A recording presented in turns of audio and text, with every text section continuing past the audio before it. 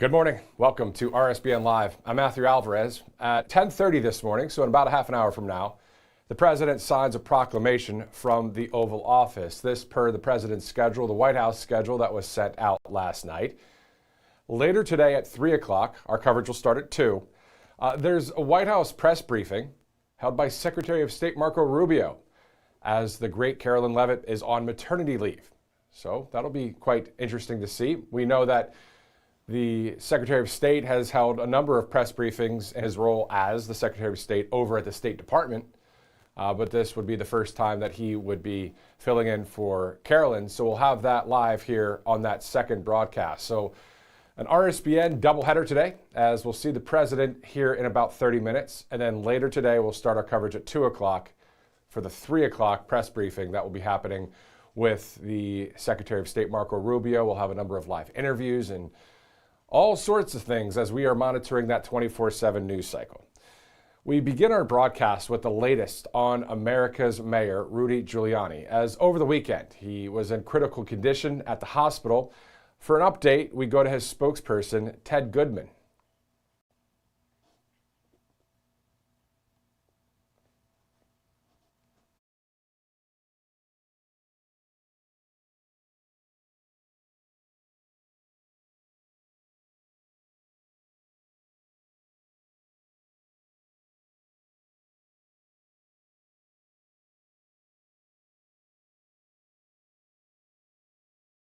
The September 11th, 2001, as so many of us so vividly remember, Mayor Rudy Giuliani ran toward the towers to help those in need.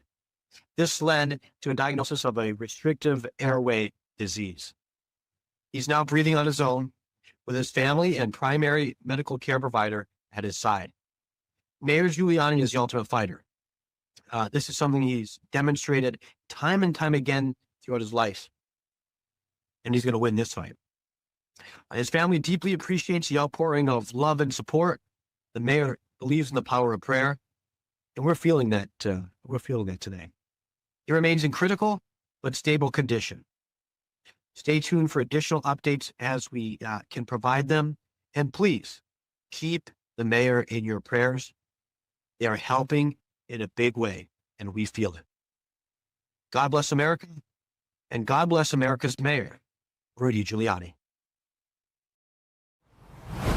Again, that's Ted Goodman, the spokesperson for the great America's Mayor, Rudy Giuliani. Various texts reveal that he may join us later, as long as everything is still going in that progressing way for Rudy's condition there during that second broadcast. So that's Ted Goodman. Again, will most likely be joining us during that 2 p.m. broadcast to talk about Rudy Giuliani, the latest on his condition, but also overall, as you guys have seen maybe yesterday and, today a little bit, highlighting people like Rudy Giuliani, a great patriot here in this country. Meantime, in a video that's circulating online, State Senator Rob Sampson, a Republican out of Connecticut, recently called out Democrats for attacking homeschoolers. Let's go to clip number 2. The family is not a department of the government. Parents are not subjects, they are citizens. And they do not need the permission of this state government or anyone in this room to educate their own children. Thank you, Madam President.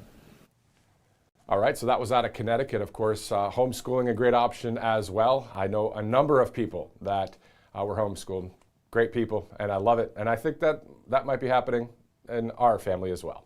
Anyway, let's go now to the Secretary of War, Pete Hegseth, as the Pentagon highlights a ceremony that was held there just yesterday. Let's go to clip number 3.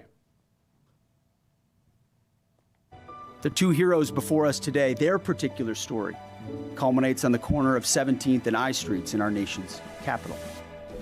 These guardsmen, then and today, made our capital safe. Major Reynolds and Stanfield, you are the essence of what General Patton called, quote, the real hero. Major Ryan Reynolds advanced towards active gunfire to assist wounded service members. Without regard for personal safety, he subdued the attacker, allowing first responders to render life-saving aid.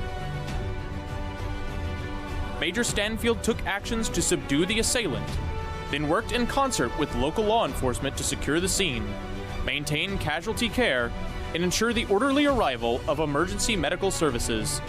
In memory of Specialist Sarah Beckstrom, I'd like to do a moment of silent prayer. She is not forgotten today. She's not forgotten any day. And it is her memory that stiffens our resolve each and every day. And then Andy, one day I'm looking down at him in a hospital bed. The next day I'm looking up, he's throwing out the first pitch. These heroes are part of humanity's oldest story. Good versus evil. Courage versus cowardice. Fight versus flight. They chose good that day. Speaking of the Department of War, a press conference was held this morning to update the public on Operation Epic Fury. Let's take a look at that.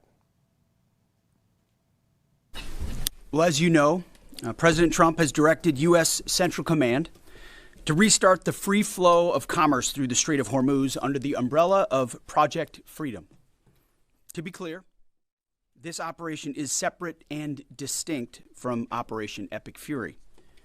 Project Freedom is defensive in nature, focused in scope, and temporary in duration, with one mission: protecting innocent commercial shipping from Iranian aggression.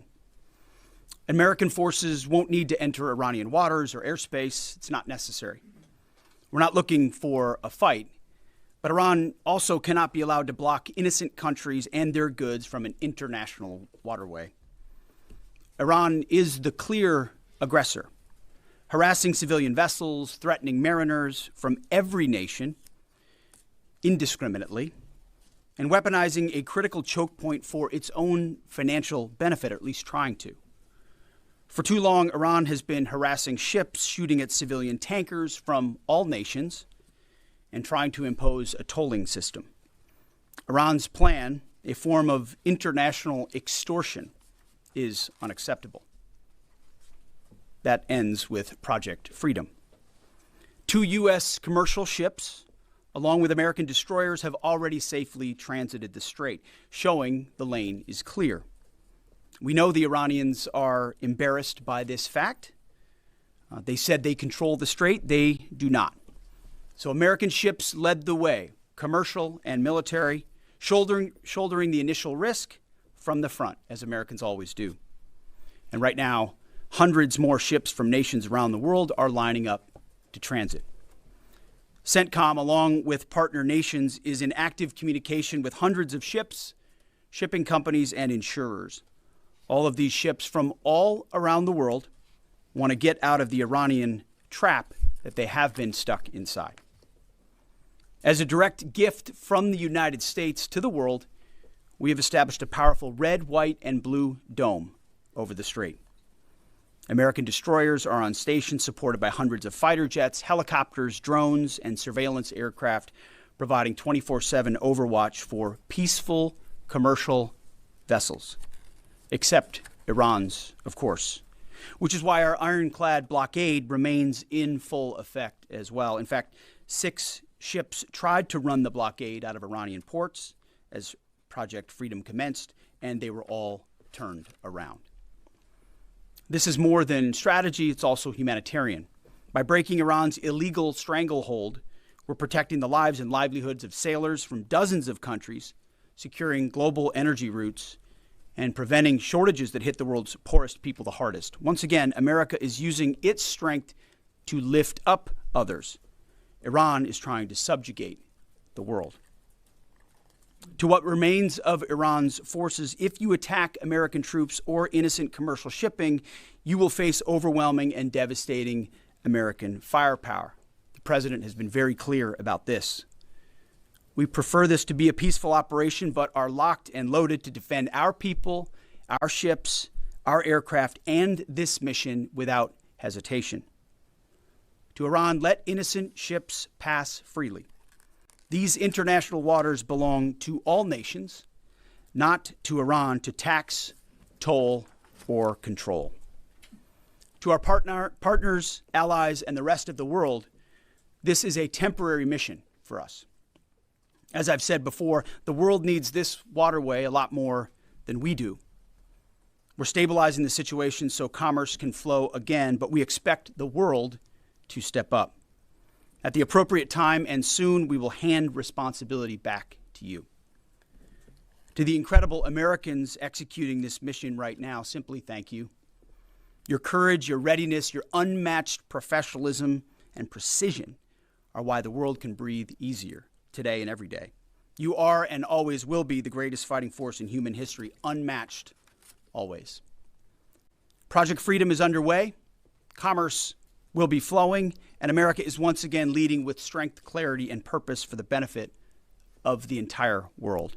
Our will is unshakable. God bless our troops, and God bless the mighty United States Navy as well. Mr. Chairman, over to you. Thank you, Mr. Secretary, and good morning, everyone. Thanks for being here. On Sunday, at the direction of the President, CENTCOM initiated Project Freedom with the objective of facilitating the safe passage of international commercial shipping through the Strait of Hormuz.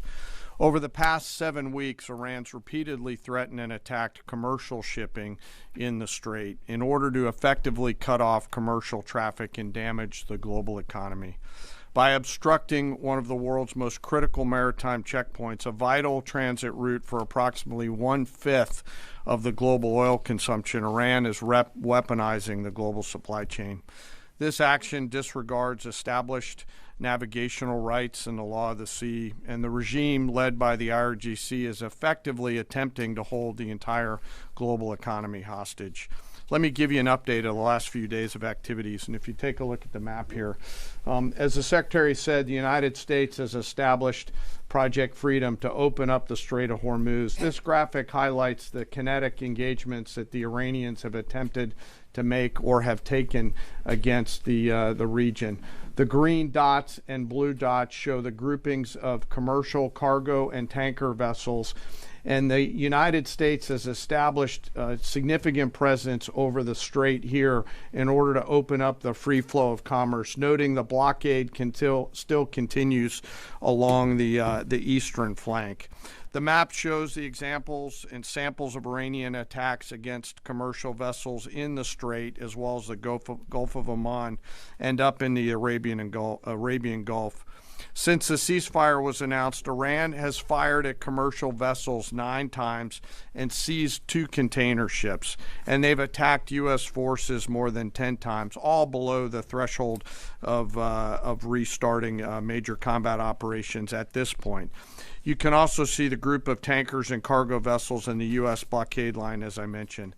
As a result of Iran's indiscriminate attacks across the region, there are currently 22,500 mariners embarked on more than 1,550 commercial vessels trapped in the Arabian Gulf, unable to transit. In addition to shipping, Iran has continued to deliberately attack its neighbors. Just yesterday, Iran attacked Oman once and the UAE 3 times, including an attack on Fujairah oil terminal, which was successfully defeated. They also launched cruise missiles, drones, small boats at U.S. forces defending commercial shipping in the Straits, and United States Navy MH-60 helicopters and Army AH-64 Apache helicopters successfully defeated those threats. Thus far, today is quieter. Let me describe this defensive operation just a few clicks down for you. As the Secretary said, Project Freedom is designed to protect commercial shipping and help restore the flow of commerce through the strait and sustain freedom of navigation. CENTCOM has established an enhanced security area on the southern side of the strait that is now protected by U.S. land, naval, and air assets to help defeat further Iranian aggression against commercial shipping. I'd like to share a little bit more about U.S. capabilities, but for operational security purposes, I'm not going to get into specific details out there. On the surface, guided missile destroyers and other warships are detecting and defeating Iranian threats. This includes fast boats and one-way attack drones. In the air, more than 100 fighters, attack aircraft, and other manned and unmanned aircraft, synchronized by the 82nd Airborne Division, are in the air 24 hours a day, providing defensive overwatch for the enhanced security area and its approaches that I discussed. These forces are comprised of over 15,000 American service members and have established localized air and sea control to protect against Iranian threats. Commercial vessels that transit through the area will see, hear, and frankly feel U.S. combat power around them on the sea, in the skies, and on the radio. And as of this morning, as was mentioned prior, 2 U.S. flag merchant vessels have transited, and we anticipate more to transit over the coming days. Further up the Gulf, U.S. Naval Forces Central Command continues to. And we'll return to the remainder of that press conference in just a second. Of course, let's go to some of our sponsors here on Right Side Broadcasting Network as we are live at 10:15 Eastern Time. When it comes to healthcare, people are looking for something simple: access, control, and peace of mind. And right now, that's not always easy to get. You've probably experienced it. These long wait times, packed waiting rooms, dealing with insurance, and still not getting what you need when you need it. That's why more Americans are turning to All Family Pharmacy. They've built a system that's simple, safe, and secure. It's simple. You go online, you choose what you need, and you fill out a short medical form. It's safe. A licensed doctor reviews your request and prescribes if appropriate. And it's secure. Your information and transactions are protected from start to finish. They offer access to more than 400 prescription medications, from everyday maintenance medications to antibiotics, antivirals, ivermectin, mebendazole, NAD+, and more, all shipped directly to your door. No confusion, no delays, just a better way to get what you need. You go to allfamilypharmacy.com/RSBN. Use that RSBN10 promo code to save 10%. Again, that's allfamilypharmacy.com/RSBN. Let's also go to Birch Gold Group here on Right Side. When there are supply constraints on commodities, prices surge. You saw it with fuel prices when the Strait of Hormuz was blockaded. And you know what else is a limited commodity? Gold.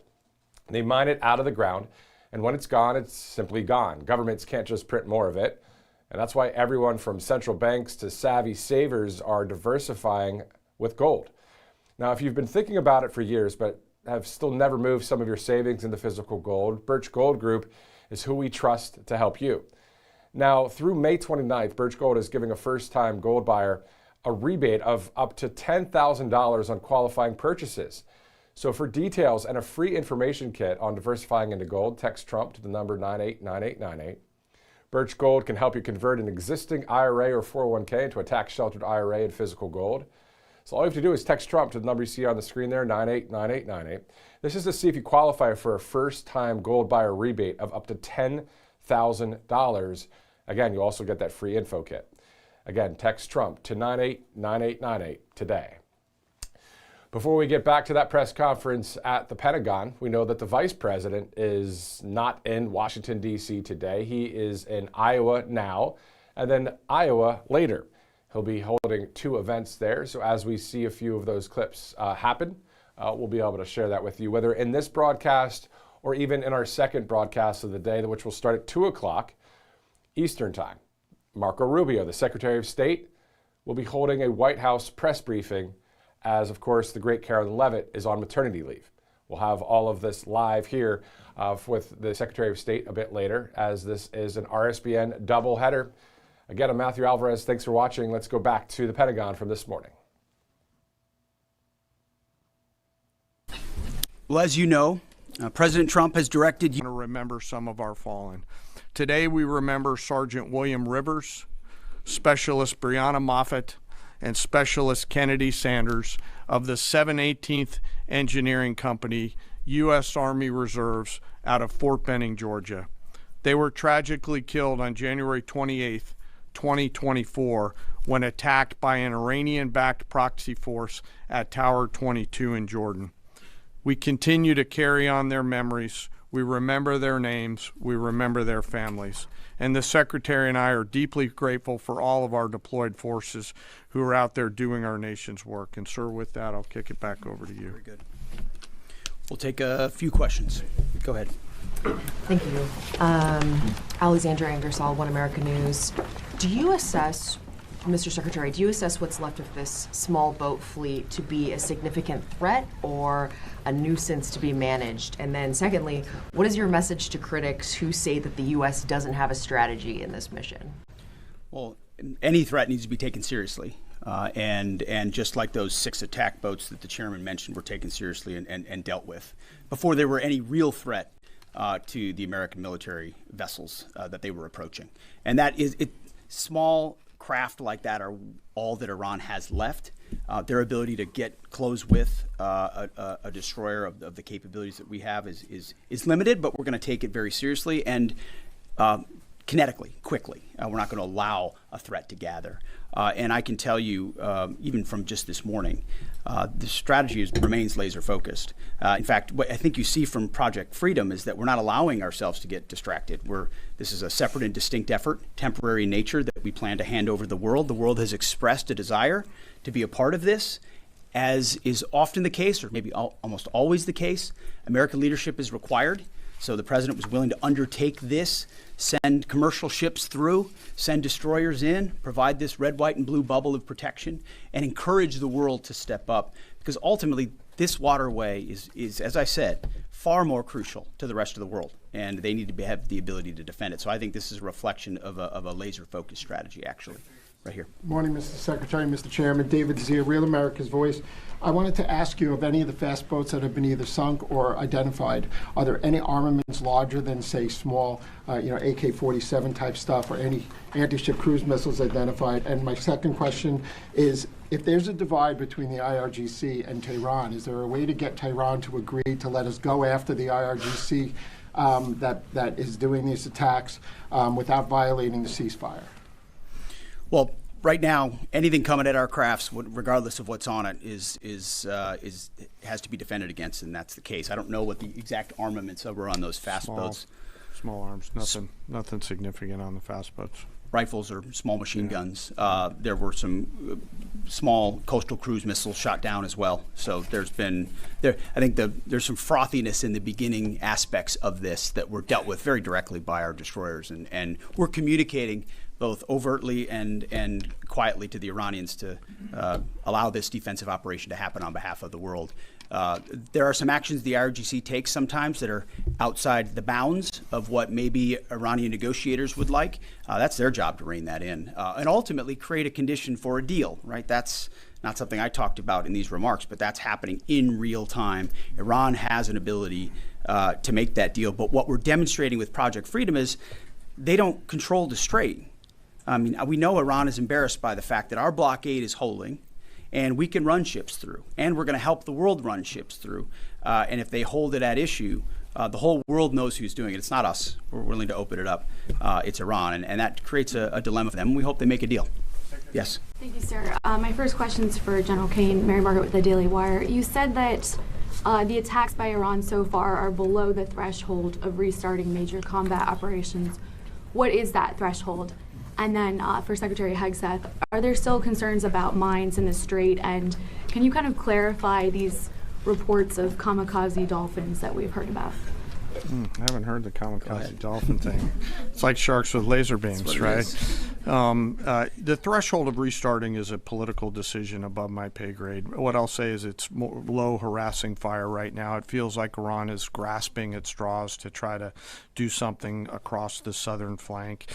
To your question, David, their command and control structure remains very fractured, and I think they're struggling to maintain control down echelon at the edge, but it's still pretty low-level kinetics at this point in time. And I can't confirm or deny whether we have kamikaze dolphins, but I can confirm they don't. Ultimately, any follow-on effort, if there are mines identified, would be something that some of our units could undertake or the world could undertake. But right now we know we have a lane of safe passage that commercial shipping can flow through. Thank you, Secretary Hegseth. Last 24 hours or so, Iran's fired at us, we fired at Iran. Just going to ask you more directly, is the ceasefire over?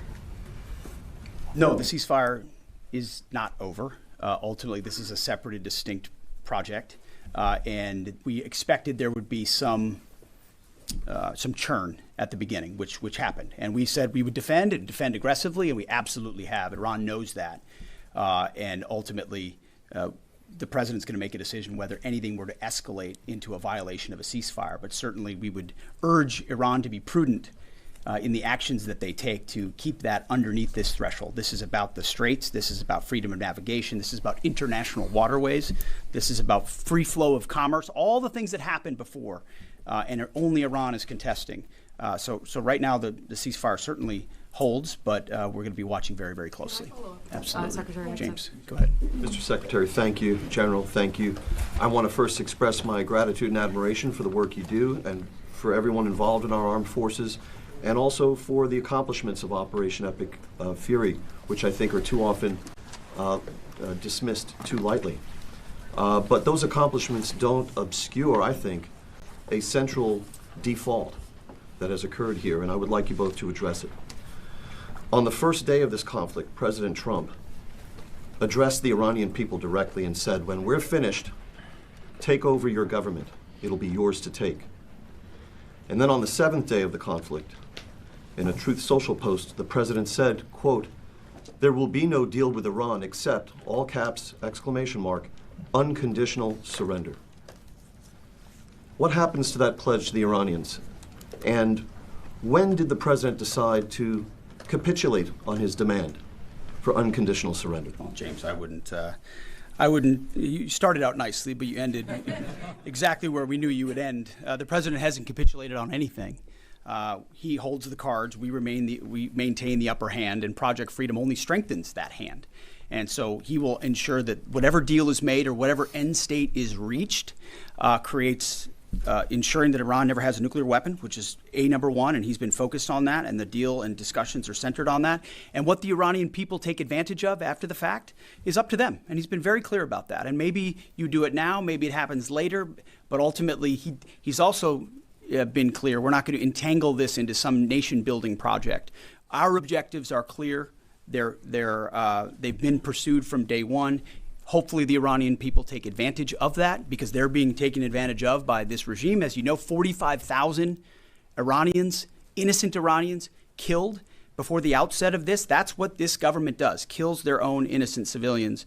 Getting out from underneath that is going to be a challenge of the Iranian people, and we certainly hope they take advantage of that. Thank you. Can I have one follow, please? Go if ahead. I may. Everybody else one follows directives. Go ahead. Thank you, Mr. Secretary. Can you share any information regarding the South Korean ship that was reportedly hit by Iran? Is Seoul in contact with the U.S. military about it? And is there any indication that they would heed Trump's call made on social media to join Project Freedom? We hope so. We're in contact with that ship, CENTCOM, I should say, and the Maritime Coordination Forces are in touch. And I think targeting like that is a reflection of the indiscriminate nature of what Iran is doing. We hope South Korea would step up, just like we hope Japan would step up, just like we hope Australia would step up, just like we hope Europe steps up. But we're not waiting for them to do so. We're looking to set the conditions to hand to them. But the president was clear in his truth message that, hey, this is your ship. You should take part in helping to defend it. We very much hope they do. James, go ahead.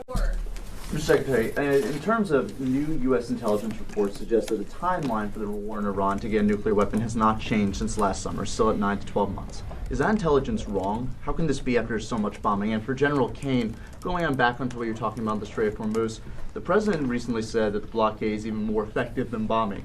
So why didn't we start the campaign with the blockade? And initially, how many planned ships do you plan to escort or take through commercial ships to the Strait of Hormuz today or in the coming days?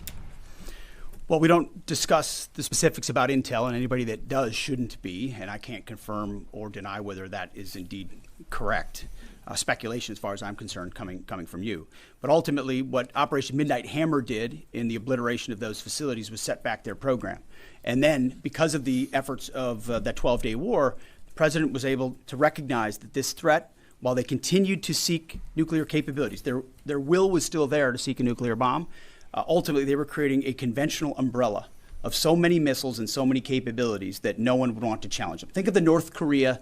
This is the North Korea strategy, We have so many conventional capabilities, you won't do something about it. And underneath that, we're going to develop more nuclear capabilities. So the will was still there. President Trump had the courage to say we have to dismantle and take on those conventional capabilities while the nuclear facilities are watched 24/7 and overwatched. And we will ensure one way or another, hopefully Iran chooses a deal, that they give up those ambitions, give up those capabilities, and we're able to confirm that every step of the way. So that has been, President Trump's been focused on it. He's set them back like no other president. He ripped up the terrible deal that would have given them a bomb. He took care of it in Midnight Hammer. We're watching it right now, and ultimately feel good about the fact that the end state will ensure that Iran never has a nuclear weapon. Go ahead. Sir, I'll let CENTCOM talk to the number of ships they're going to take through because they're the nearest ones to talking to the commercial shippers, and I don't want to get out in front of them.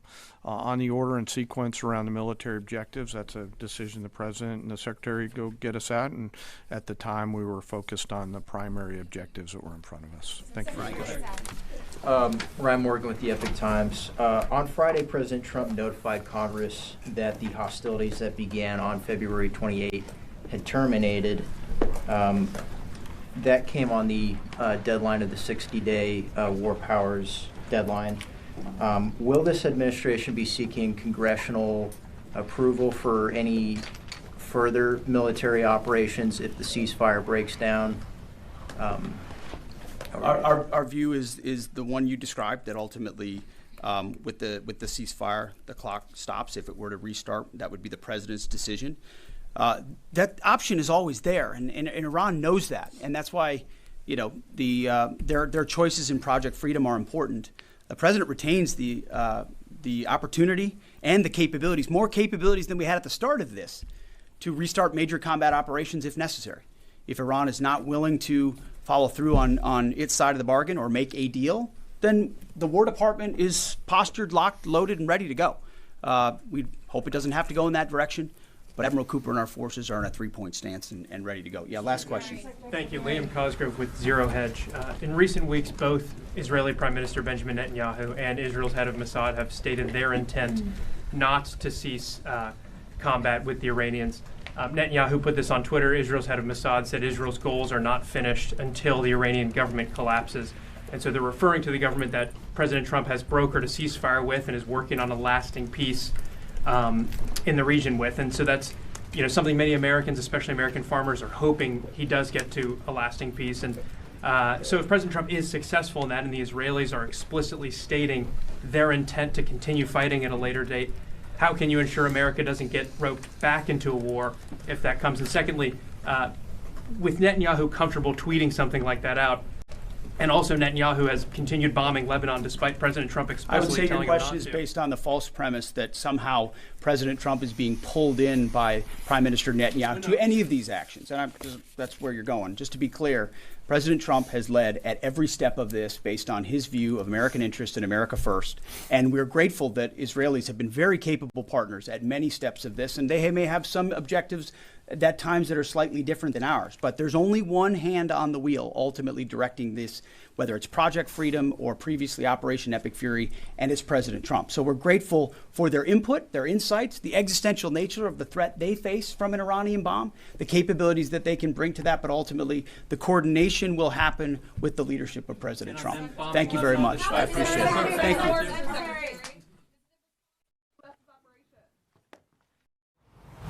All right, so the Operation Epic Fury press conference from the Pentagon there in full right here on Right Side Broadcasting Network. Upcoming, as you see on the bottom of your screen, we'll be seeing the president. He'll be signing a proclamation from the Oval Office, and then we'll see if he takes questions as well from the press.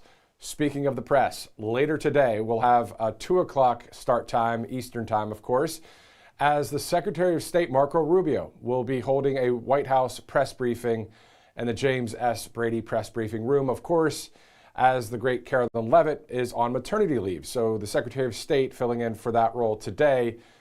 That'll be interesting to watch as well. So we'll have both of the live events right here on Right Side Broadcasting Network, all brought to you by some great sponsors, including Kalshi.com/RSBN. So, of course, you can go to the QR code. You can download the app if you'd like, or you can go to Kalshi.com/RSBN because there's a lot of trending things that people are putting money on the line for it, and also checking out various polls, including one for the LA mayor's race. Spencer Pratt spiked after a viral ad out there, but has dipped back down after Kamala Harris endorsed Karen Bass. So people are talking about that. They're also talking about Texas, where a Texas state Republican primary is ongoing. The May 26th will be the decision. Coming down to the wire, Cornyn was as high as 80% in March, but is now below 50%. And then in California, for the gubernatorial race there, of course, we know on the Republican side, we have Steve Hilton, we have Chad Bianco, the Riverside County Sheriff. Steve Hilton, also endorsed by President Trump. On the other side of the aisle, Xavier Becerra has recently overtaken Tom Steyer there. So a lot of political trends happening, a lot of people on Kalshi checking it all out, putting money on the line for it. So you can check it out as well if you'd like. Great sponsor. They're right there, Kalshi.com. All right, let's go to our next sponsor here on Right Side Broadcasting Network, CovePure.com/RSBN. Of course, you've heard us talk about Cove Pure before. And if those water scares in Flint, Michigan and East Palestine, Ohio weren't enough to get you to make the switch, well, this might. More than 176 million Americans are drinking tap water with those PFAs in it. Those are the man-made chemicals used in food packaging, non-stick cookware, firefighting foam. Well, scientists call them forever chemicals because once they're in your body, they stay there. They don't break down, and they're linked to hormone disruption, immune damage, and increased cancer risk. But here's the part that is making a number of people upset because the EPA, they're doing their job. They're setting legal limits for PFAS in drinking water. They did that back in 2024. But the water systems have until 2031 to comply. So that's 5 whole years from now. Until that deadline arrives, the utility can be operating above the legal limit right now and isn't required to notify you. So then you're just drinking that water. And that's why every single household needs Cove Pure, because the government, they know the chemicals are harmful enough to regulate. They're just not making anyone act on it yet, which means if you want clean, healthy water, you're going to have to do it yourself. Cove Pure was engineered exactly for this. Unlike the normal pitcher filters that you see out there at the store, Cove Pure has this clear wave reverse osmosis technology. It's certified to remove up to 99.9% of contaminants. So those PFAs, heavy metals, fluoride, pharmaceuticals, filtering particles, hundreds of thousands of times smaller than a single human hair. And the best part about Cove Pure is they make it so easy. It sits right on your countertop. You don't have to drill any holes or call someone in to install it. You just plug it in, and you can even get whatever temperature water you want, hot, cold, or warm, with the tap of a button. So you don't have to wait till 2031. Take control of your water quality right now. Head to covepure.com/RSBN. And because you're a viewer of this broadcast, you'll get $250 off right now. That's covepure.com/RSBN. Thank God for companies like this. So you don't, first of all, you don't have to have that aftertaste of tap water. But outside of that, what's making that aftertaste? What is all the stuff that's in there? Man, drink pure, live pure. Covepure.com/RSBN. All right, it is 10:38, 10:37 Eastern Time here on Right Side Broadcasting Network. Thanks so much for joining us. Let's check out a new video from the White House regarding Venezuela for clip number 5.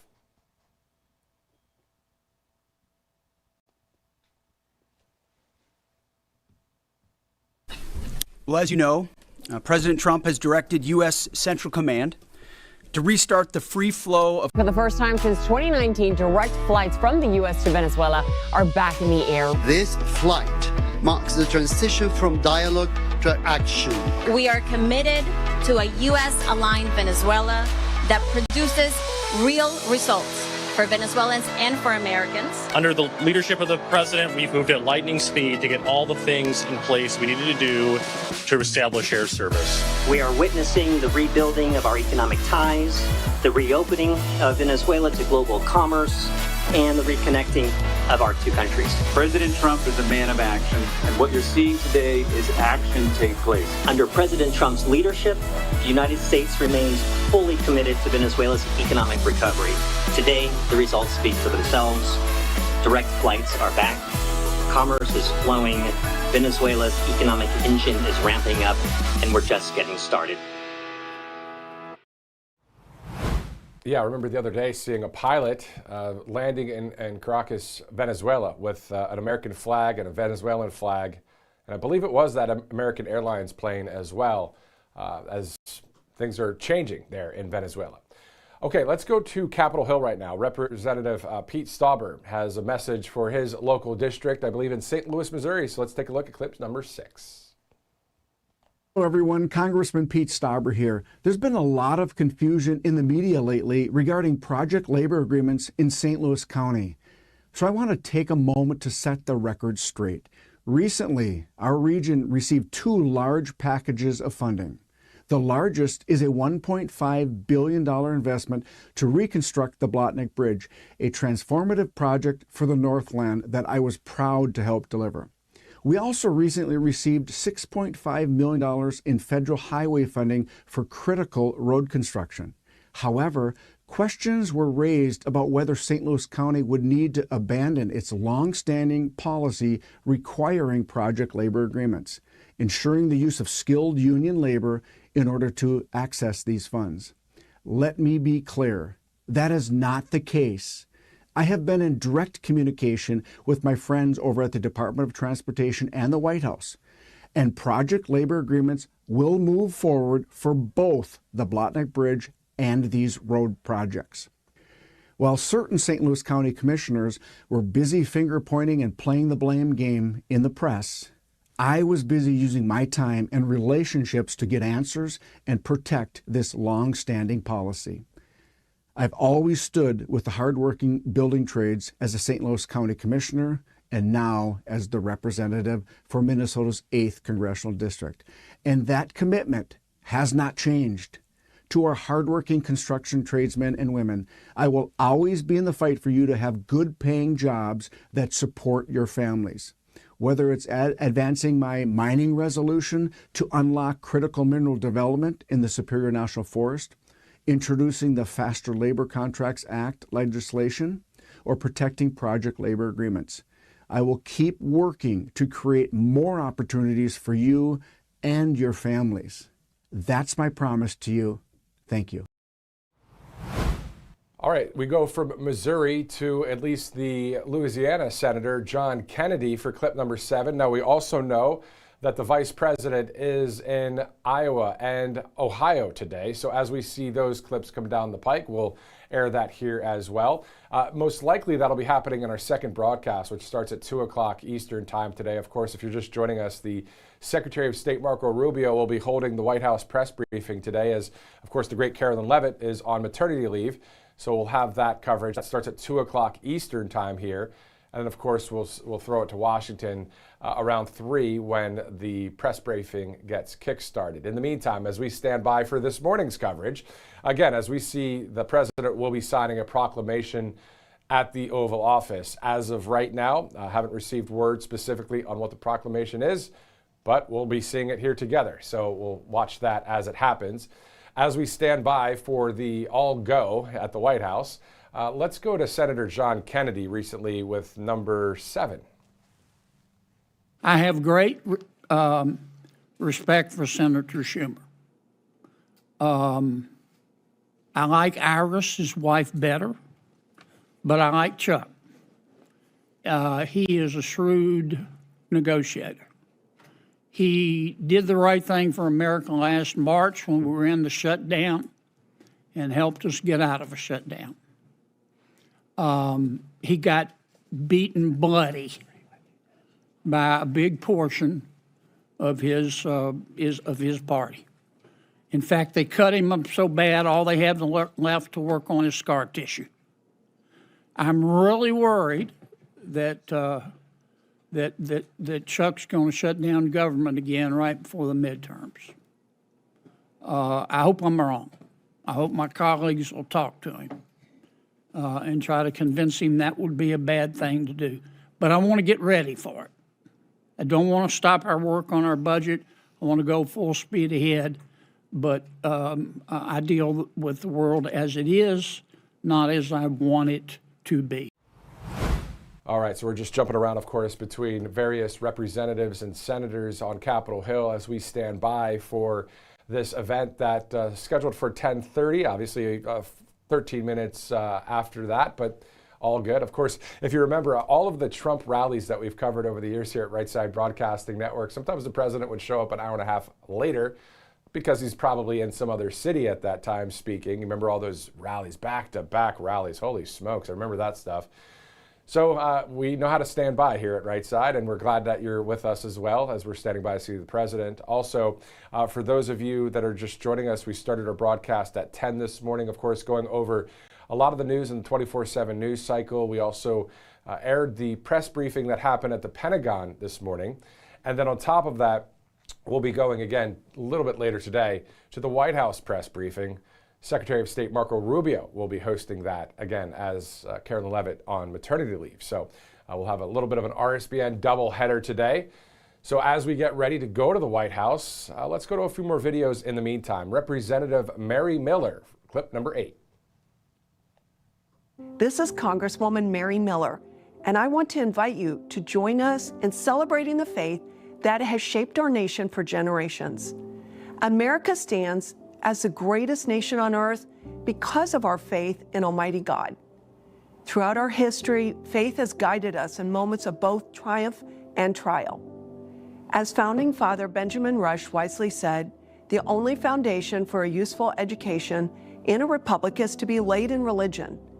Without it, there can be no virtue, and without virtue, there can be no liberty, and liberty is the object of all Republican governments. From the pilgrims who knelt in prayer before they ever set foot on this land, to George Washington praying at Valley Forge, to President Lincoln's call for humility and national repentance during the Civil War, we as Americans have consistently turned to God for strength and guidance. Our founders knew the truth we still hold today: our rights don't come from the government. They are endowed by our Creator. Proverbs 14:34 says, righteousness exalts a nation. So this month, as we celebrate 250 years of freedom, let us come together and thank the Lord for the blessings bestowed on our great nation. America is worth fighting for. With God's guidance, our best days are still ahead. This April, believers across our nation gather in prayer and fellowship to celebrate Faith Month, a reminder of the divine foundation on which America was built. In 1776, 56 courageous men came together in Philadelphia to lay the groundwork for a new nation rooted in liberty, justice, and trust in God. They knew their strength alone was not enough. Only God's guidance could sustain a nation and make our freedom possible. Psalm 33:12 tells us, "Blessed is the nation whose God is the Lord." On this 250th anniversary, let us stand firm in that foundation and boldly defend our right to live out our faith openly, to pray, to serve, and to believe without fear. We thank God for His many blessings and for the liberty we cherish. May God bless you, and may He continue to bless the United States of America.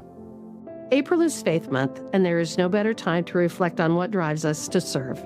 Faith is the foundation of my work in Congress. Micah 6:8 calls us to act justly and to love mercy and to walk humbly with your God, a standard worth carrying into every vote, fight, and decision made on behalf of the American people. America was founded on biblical principles, and those principles continue to shape our nation today. Limited government, personal responsibility, and freedom of conscience are not political talking points. They are convictions rooted in Scripture and embedded in our founding documents. Wyoming's delegation earned the #1 ranking on the Biblical Business Index, proof that those values influence our work every single day. We remain committed to upholding these principles for the betterment of our constituents and the American people. Hi, Andy Biggs here from Arizona's 5th Congressional District. As we celebrate faith in America this month, I can't help but remember the first people who came over from Europe who were motivated by their faith, and the people who expanded it and built this nation, built it on faith in God. And I too have a deep and profound faith. So I encourage all of us, this entire nation needs to come back, have faith in God, trust in Him, and we'll see great things happen in this nation. I have every bit of confidence in that, and I wish you all a tremendous opportunity this month to take that opportunity and restore and renew our faith. Just like the founders did, just like the people all the way even in World War II, fighting with faith in God. With our faith in God, I know we'll be free and a long-standing nation, continue to be the light of freedom for the world. Thanks. Hello, Congressman Russ Fulcher here. For many of us, faith is a core part of who we are. It guides our everyday decisions and calls us to care for our communities and our country. Faith is also woven into the moral foundation of our nation. The principles of liberty and God-given rights we hold dear are rooted in the belief that there is something higher than government, something that calls us to truth, responsibility, and moral duty. That belief isn't just something we talk about on Sundays. It shows up in how we live every day, in how we treat people, how we raise our families, and how we contribute to society. Faith has helped shape our country from the beginning, and it still guides many Americans today. I know for myself, it is my faith and trust in Jesus Christ that keeps me going as I work in Congress. At a time when culture often seeks to push it aside, this month is a reminder that faith is meant to grow and be shared in the world around us. We're called to live it out and to never take for granted the freedom to do so. From my home state of Idaho to you, God bless and happy Faith Month. I don't feel like I would be here in Congress if it weren't for my church family and my faith and my belief in something bigger than myself, and that's my Lord and Savior, Jesus Christ. My faith, rooted in my belief in Jesus Christ, guides how I serve in Congress.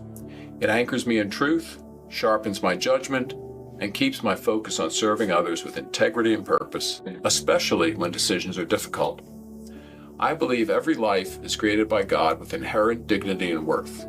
That conviction drives my work each day, including my constant effort to defend the unborn, uphold the conscience rights of healthcare providers, and ensure our laws respect the sanctity of life and biblical marriage. My job in Washington is to represent the people of Maryland's 1st District, and I look to God for the wisdom and strength to carry out that responsibility. The work of public service is not about the personal interest or recognition. It requires humility and discernment, grounded by faith in God and reliance on His Holy Scripture. As I carry out this responsibility, I pray our nation remains firm in truth, guided by faith, and committed to protecting the most vulnerable at every stage of life. Hello, everyone. I'm Robert Adderholt, Congressman from Alabama's 4th Congressional District. And as we commemorate Faith Month, I'm standing here in the rotunda of the United States Capitol, and behind me is the painting of the embarkation of the Pilgrims. And I wanted to mention that one in particular because, as you can see in this painting, you have the Pilgrims in prayer as they left for this new country or this new world that would ultimately be the United States of America. And also in the painting, you'll see they have the Bible opened up to the New Testament. And I really think that's significant because in this country, we have always valued protection of our religious freedom and been able to worship freely. I know as a young man in my hometown back in Alabama, I accepted Christ at a young age and went to church just about every Sunday, but I understand there's so many people in the world that don't have that freedom that we have here in the United States. So as we celebrate Faith Month, I want us to focus on the faith that we have and our ability to worship freely, whereas there's so many other parts of the world that does not have that freedom. So again, as we focus on it, we're very thankful to this country that we can celebrate the freedom that we have to worship and worship freely. Hey everyone, it's Congressman Austin Scott from Georgia's 8th District, and April is Faith Month, and for us as Christians, just an opportunity for us to reaffirm our faith. I thought I might share with you a Bible passage I keep in my desk drawer that I see pretty much every day, and it is Hebrews 11:1. Now faith is confidence in what we hope for and assurance about what we do not see. Thank you and God bless. The importance of Christian faith is vital to me as a person, as a family. We are Christians and we are not shy about sharing our faith along with praying. And I tell audiences now that to get this country back on track, we're going to have to get back to prayer and asking God for forgiveness and for help. And along those lines, my favorite verse that I think applies to why I'm in Congress and why I'm running for governor is Esther 4:14, we were chosen for such a time as this. Hi all, Congressman Randy Weber from the great state of Texas here. And let me start by saying I love Jesus Christ. I've been a follower of his since July 2nd, 1973, when he saved me out of a life of drugs, believe that or not, 5:30 in the afternoon in Pearland, Texas. You know, our country was founded on Christian Judeo families. The founders knew that God would bless this nation, that we had to follow his precepts, or everything would go to someplace in a handbasket, as they like to say. Those values didn't just end with the founding era. We should practice them every single day. We want neighbors who will step up without being asked. We want families who take the responsibility of raising the next generation with not just a sense of purpose, but a love for our Lord and Savior, Jesus Christ. That's the thread that runs through this country. And you may not always see it, but it's there. Faith Month gives us a chance to pause for a second, recognize that foundation, and hold on to it as we continue to move this great nation forward to God's great glory in the name of Jesus Christ. Let's never forget that God gives us a lot. Everything we have comes from God. Hope you and your family have a great weekend. May you be with the Lord. Hi, I'm Congressman Marlon Stutzman, wishing everyone in Northeast Indiana and throughout the country a happy Faith Month. One of the things that makes America the shining city on a hill is our pride in the freedom of religion that was inscribed in our Constitution by our founders. Many nations throughout the world do not have such a right. We are very blessed to have this. I have seen this personally with my own eyes when I traveled to Syria earlier last year, and we have seen all sorts of images from Nigeria where human beings are brutally attacked simply for having a faith in our Lord Jesus Christ. No one on earth deserves to face suffering or death for praying to their Creator, and sadly, many in this nation take the freedoms that we have to practice faith for granted. I encourage everyone to take an active role in their faith and realize that the opportunity our country affords them, many do not have the same right around the world to take advantage of it. Again, happy Faith Month, everybody. We live in the greatest country on earth because of God's blessings. God bless America. Congressman Barry Moore, Alabama's 1st Congressional District, and we're talking about our faith and how it impacts the job we do. And I'm kind of reminded of Proverbs 9:10. It says, "The fear of the Lord is the beginning of wisdom." And the second part of that is the knowledge of holy is understanding. And through my experiences, when I actually, and it's not a fear in a way that the Lord's out to hurt you or to harm you in any kind of way, but it's an understanding of who He is in His holiness. And that's where the beginning of wisdom comes. And so as we're doing our job in D.C., often we lose our way. I mean, I tell everybody all the time, you have to focus on the signal and not the noise around you. You focus on that signal, and my signal is my faith. And so Psalm 119:105 says, "Thy word is a lamp unto your feet and a light unto your path." So daily, you know, a lamp doesn't give you a whole lot of light, not like the lights in this studio. A lamp in the Old Testament, as it was written is really talking about just enough light to see that next step. So as you're walking through life, sometimes the word has to be that lamp, and that means you don't have a trajectory of where the Lord's going to take you in your life, but really it's just that next step of faith. So I'd encourage you in being obedient and understanding who you are. And Micah 6:8 says, "You do justly, you love mercy, and you walk humbly." God bless you guys. God bless this great nation of America. Hi, I'm Michael Rowley of the Ohio 6. In Congress, we're looking forward to Faith Month coming up here, and we're going to explore all of our faiths and the spirit that guides us in Congress. And my particular faith in Christianity, I know that every day that my end in eternity is much larger than today. So when you keep that in mind, you can move forward with humility and love. And that's what this is about. It doesn't matter what political party you're in. We're Americans, and we are the example for the rest of history. And only with our faith can we arrive there. So this next month with Faith Month, make sure you put your best foot forward and let everyone know that God loves them. Hi, this is Congressman Mike Bost. It's Faith Month, and I want to take a moment to share how important my faith is to me and the role it plays in my work in Congress and my everyday life.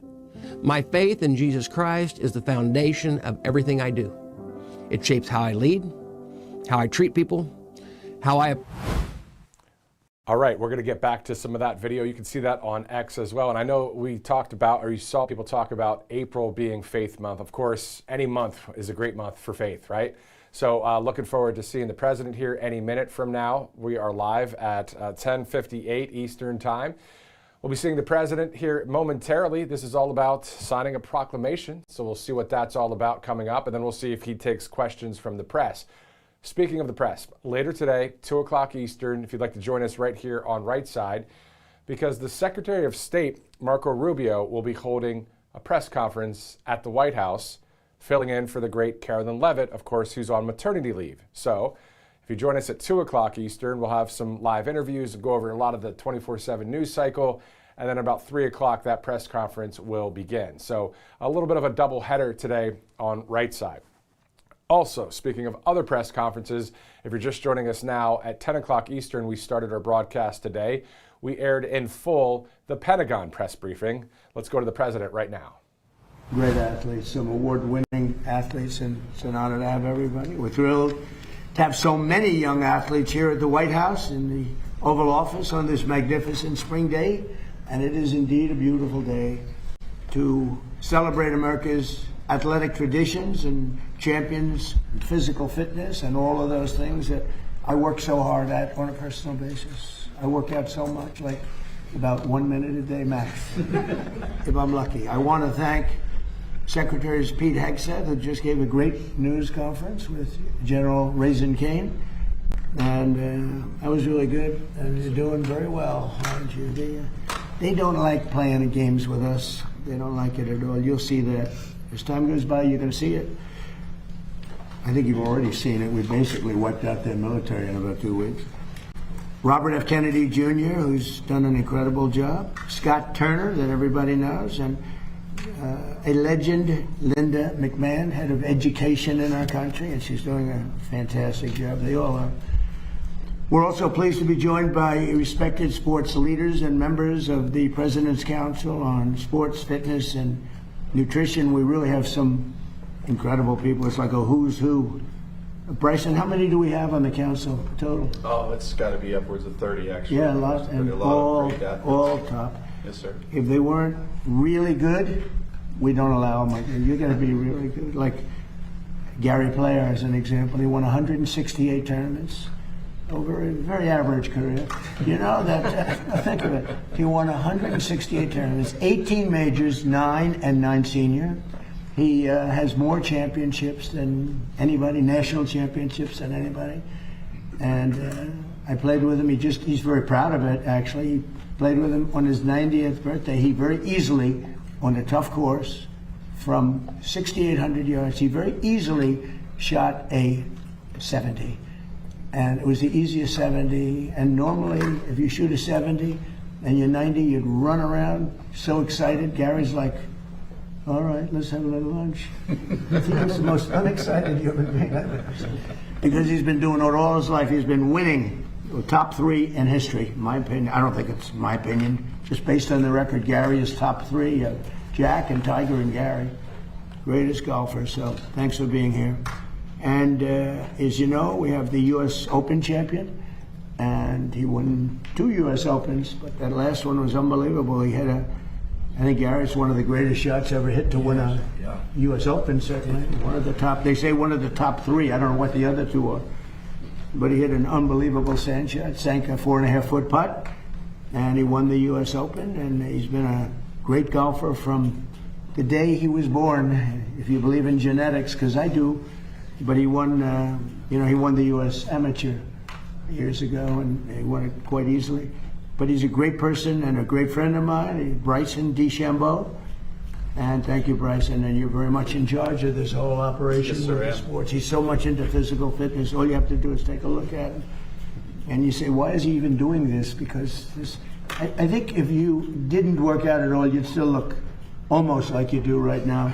But you are doing great. And everybody respects Bryson. He's the longest hitter in golf. And he's straight. And frankly, maybe the best part of his game, Gary, is he's a great putter. Absolutely. You played with him, right? And an asset to the game. And he's a great asset, and he's a great person. And we have, along with the University of Florida's basketball coach, Todd Golden. Todd, where's Todd? Right here. Todd, hi, Todd. Great to see you, Mr. President.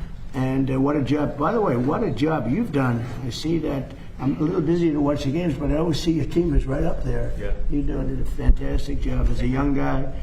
An American hockey hero, TJ Oshie, who's one of the best hockey players in the world. TJ, good to be. Thanks for having me. How's your golf game? The hockey players, Bryson was saying, the hockey players seem to be the best of the athletes. Seem to be the best golfers.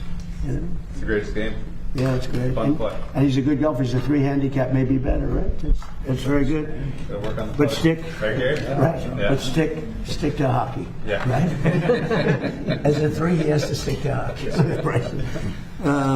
That's great. What a career you've had too at a young age, and professional baseball pitcher Noah Syndergaard, sometimes referred to as Thor, and he looks like Thor to me.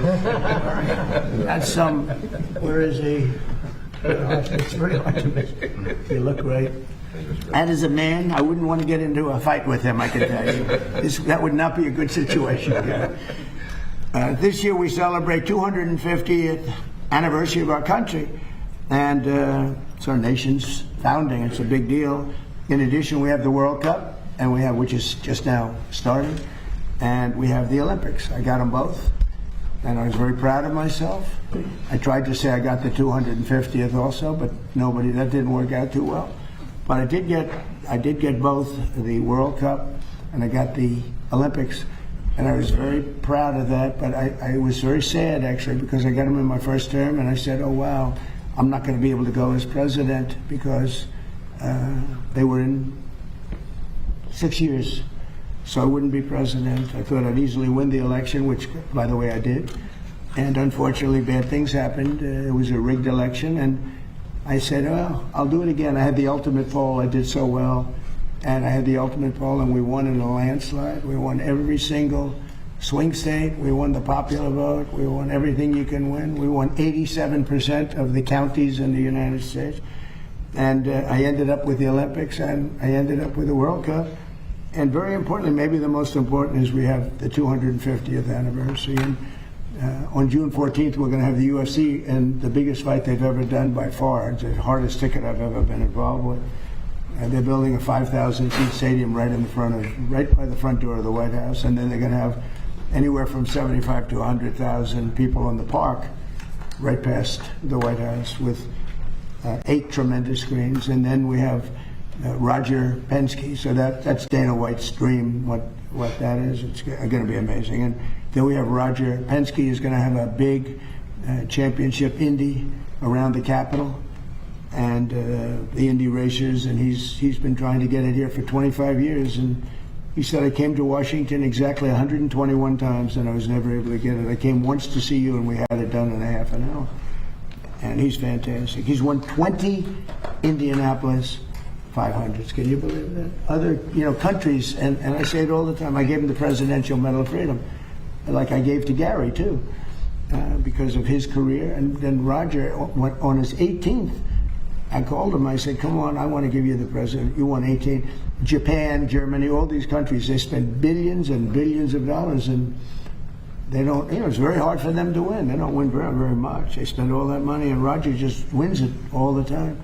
So I gave it to him on the 18th win, and since then he's won, that was 4 years ago, since then he's won 2 more. So he's going to be here with the Indy cars, and it's going to be their biggest race maybe ever. And they're going to be circling the Capitol. We have Pennsylvania Avenue closed down, and I said, do you like the course? He said, I love the course. I said, pick the best course, we'll get it for you. Don't go the easy way. Pick the best roads. I don't care, it doesn't matter. And he picked he said it's as good as you can get, and unfortunately he picked the most important roads in the city, which is a little tougher.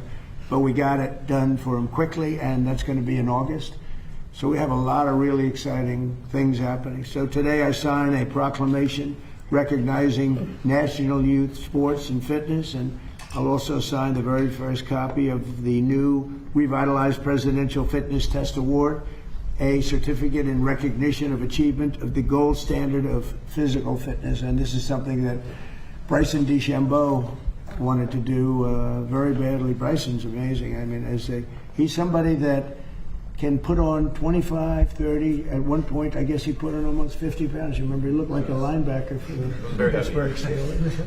And he decided he didn't like himself at that weight. It was all muscle guy. It was like crazy. He looked like a massive football player. You wouldn't want to play him in hockey. And he said he didn't like it. He developed too much speed. This is the problem with people. He had too much speed. He wanted to bring it down a little bit, so he lost. He can put on weight, like up and down like a yo-yo, and he doesn't take the shot, okay? He doesn't need the fat shot. I said, do you ever take this shot? He didn't even know what the hell I was talking about. What shot? No, he can put it on. He's a scientist. He's like a scientist with his body. He's a great guy, and he's an absolute champion, so I appreciate it. But Bryson really wanted to bring it back, because we are bringing it back. It's something that's a lot of people, the wrong people probably were involved, I don't know. But this is a group of people that physical fitness is everything. Gary Player, by the way, you talk about golf, but he was always considered in the best shape of anybody. He was long ahead of the rest of the world. Now you see all these guys have a 28-inch waist. They walk down, it's like robots, right? But Gary was always, he was way ahead of everybody else. From the late 1950s until 2013, grade schoolers across the country competed against each other in the presidential fitness test, but others. And then we had the Obama administration. Wonderful, wonderful person. Barack Hussein Obama. Have you heard of him? We had the Obama administration, which phased out this wonderful tradition of physical fitness. Thank you, Barack, very much. Great job. And we're bringing it back. We're bringing it back. My administration's working very hard to defend America's cherished athletic traditions and pass our values of excellence and competitiveness to the next generation. So important. We're working on historic reforms to save college sports, and we banned men from competing in women's sports. That was sort of an easy one. They say, you know, the radical left says, that's an 80-20 issue now. It's 99-1. They say 80-20. Who are the 20%? I've never met anybody. Nobody's ever come up. So I've been president for 5 years, and nobody's ever come up to me and say, sir, you have to allow men to play in women's sports, you know. I've never had one person say it's really important that we allow women to be challenged by men in women's sports, and it doesn't work. So we did that, and with the help of Secretary Kennedy, who's with us, we're striving constantly to make America healthy again, and that's what we're doing. We have unbelievable numbers coming. Bobby will mention it. We have unbelievable numbers coming. So these next few years will be a golden age for American sports, just like it's a golden age for America. You know, we hit an all-time high stock market today, despite that we're in a little skirmish, military. I call it a skirmish because Iran has no chance. They never did. They know it. They express it to me when I talk to them. Then they get on television. They say how well they're doing. And they have no Navy, totally wiped out. They have no Air Force, totally wiped out. They have no anti-aircraft capability, totally wiped out. No radar. They have no leaders. The leaders are wiped out. The whole thing. And then I read the papers and they say how well they're doing. They're not doing well. That's why you have no credibility. No credibility. The news, the fake news, has no credibility. But the President's Cup, it's going to be something, and we're going to have that. We're going to do very special presentations to Johnny, who, as you know, is the commissioner. He's a fantastic person who runs the soccer. And if I don't know if you know this, but so more tickets have been sold earlier than at any World Cup they've ever had. And the numbers are more than double. They've never seen anything like it. So it's really soccer. I don't know if soccer is taken off or not taken off, but the World Cup is doing numbers like they've never done. They've never done anywhere close. And we have the Patriot Games in honor of our 250th anniversary this fall. It's going to be all on television. And with that, it's like the ones that we have here. We're going to continue to win. Our country is doing great. We're breaking records in every way. And I know it's too bad, but I had to do it. We can't let Iran have a nuclear weapon. You might be too young for this. I don't know if I want. They probably know. They probably know better than most people. But you can't let a bunch of lunatics have a nuclear weapon. or the world would be in trouble. The world would be in trouble. So we just hit records on the Dow. It was supposed to be done in 5 or 6 years. Somebody said it couldn't be possible to reach 50 on the Dow, and I reached 50 in the first year. And then I reached 7,000, and by the way, just set a new record. The S&P just set a new record, set much higher, 7,500. But they said even harder than 50 on the Dow is getting to 7,000 on the S&P. We did that by the end of the first year, all before the end of the first year. Gary, so think of that. They said we couldn't do it in 4 years, and we did it at the end of the first year. And then, you ever have this? And then I called all my people and I said, we just set every record in the book. The economy is going great. I ended 8 wars. Nobody else ever ended a war. And the person that won the Nobel Prize, Maria, she's a good person, she said, I don't deserve this. This deserves to President Trump. There's never been a man that deserves a Nobel Prize. He ended 8 wars, including India, Pakistan, which would have been a nuclear war, 8 of them. And I called everybody in, Gary, and I said, you know what? We just broke every record. And now we're going to take a hit because we have to make a journey down to Iran to take the nuclear weapon. They would have had a nuclear weapon within 2 weeks. Remember, we sent that beautiful B-2 bomber in, and we blew up their nuclear potential. It was obliterated, for those that are not aware, and to a point where it would take them weeks to dig down, and we wouldn't let them dig down. We have our eyes on it all the time.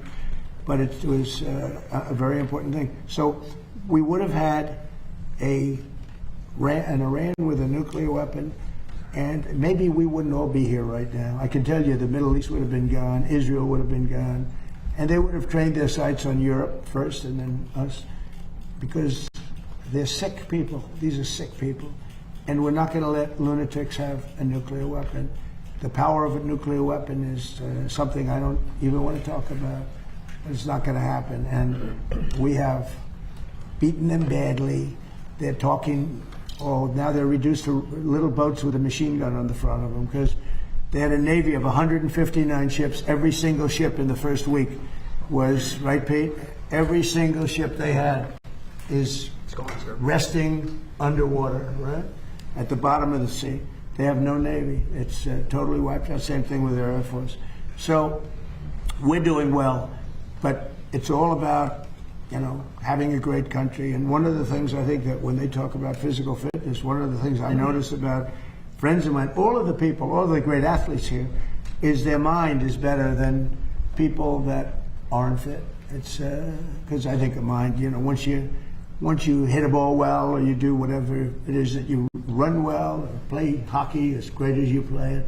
But once you obviously have to have a certain physicality. You can't have somebody with a great mind and zero athletic talent, right?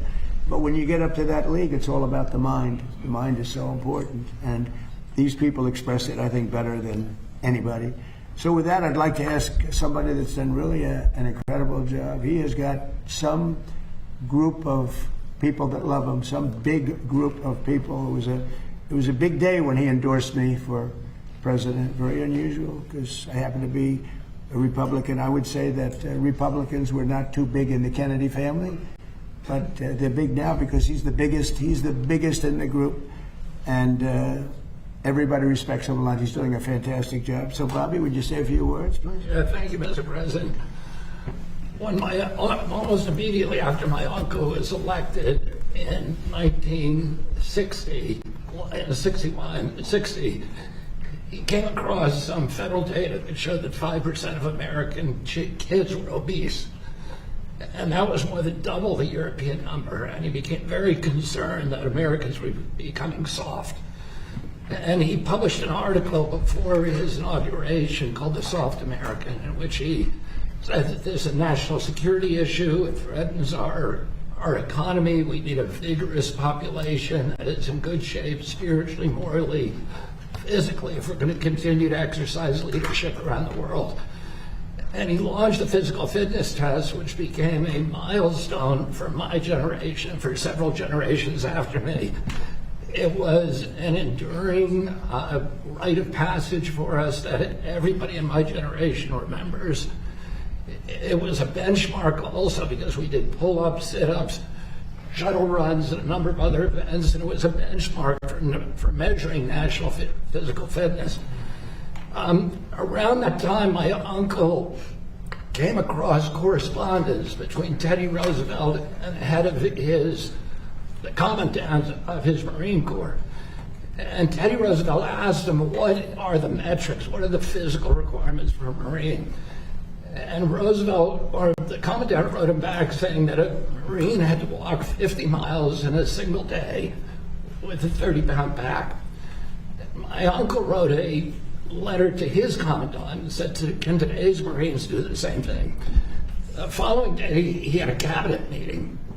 It was on a Friday, and he had private cabinet meetings, unlike the ones that we have to go through here. My uncle was, I'll just say this, my uncle was proud. He was the first president that did televised press conferences. And he was very proud. He did more press conferences than any president in history. He did 64 in his 1,000 days in office. This president does that every 2 months. He does a press conference every day, and our cabinet meetings, for better or for worse, are also televised. But it's the most transparent administration that we've ever seen, the most accessible administration in history. And he went into that cabinet meeting, that private cabinet meeting next morning, and he said to the cabinet, one of you has to do a 50-mile hike this weekend to show the American people that we're in shape. And this cabinet could have done it. And we have a bunch of thoroughbreds on this cabinet. He and Scott and Sean Duffy and Linda and Tulsi and Doug Burkham and Jameson and all the rest. There's a lot of people who could probably do a 50-mile hike. What about me? You didn't mention mine. This guy walks 9 miles a day on a golf course every weekend, so he could do it in the breeze. When I'm not using the car. Go ahead. My father was the only one who could do it. And he went into the Justice Department that night, and he had a bunch of guys in the Justice Department who were former Marines who had gone to Harvard on the GI Bill and played on the same football team, and he hired them all when he came into the Justice Department. And he said, you guys are going on a 50-mile hike with me tomorrow. And they got up at 4 a.m. and they started on the C&O Canal towpath, which was frozen. It was the middle of winter. And they were going to walk to Camp David. One by one, they each dropped out. My father was the only one who made it. The last guy to drop out was his best friend, whose name was Dave Hackett. And Dave Hackett's legs had swollen up, and he said, I got to quit. And my father said, you're lucky your brother's not the president of the United States, because the press was following, and there was no way that my father could quit. And I was at Camp David that night, watched him come in, and his feet were bleeding. They were covered with blisters. And it was part of the message that President Kennedy wanted to send the American people. If we were going to maintain our national authority, our national or international leadership, our moral authority as a nation, that we had to pay attention to our physical condition. The physical fitness test was a critical part of that. And I think it's very unfortunate that President Obama and President Biden abandoned it. They said competition is not good for kids, which is not true.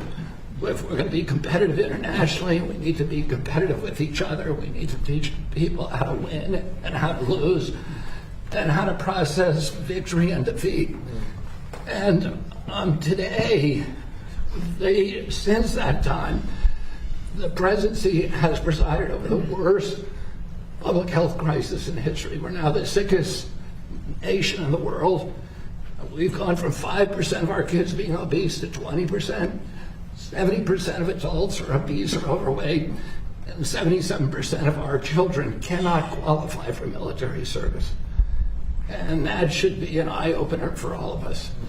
And I'm so grateful to President Trump for his leadership and his vision of reinstituting the physical fitness test and challenging Americans to compete with each other in a friendly, congenial way, and to help each other get in shape so that we can prepare for a great future that this administration is going to provide for this country. That was great. Bobby, do you ever see a picture of Bobby working out? It's like, I said, you got to be kidding me. He's in great shape. I didn't know that about your father. That's very impressive, huh? Did he work out a lot? He was a great guy. He was an athlete. He was always in good shape, and he played sports every weekend. Was he, your uncle was a great athlete too, was he? A very good athlete. My father was the only one of the brothers that lettered in football. Oh. Jack was a swimmer, which allowed him to save his crewmates when his ship went down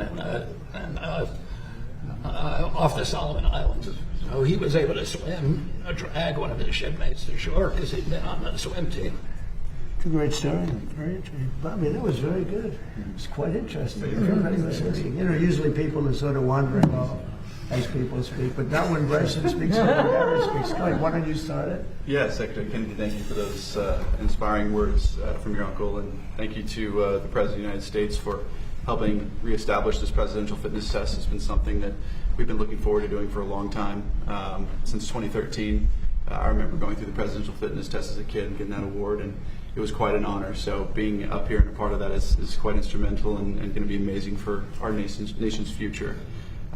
Reestablishing the golden standard of the presidential fitness test has been a huge deal for me. Is that these kids now are going to have a healthy future.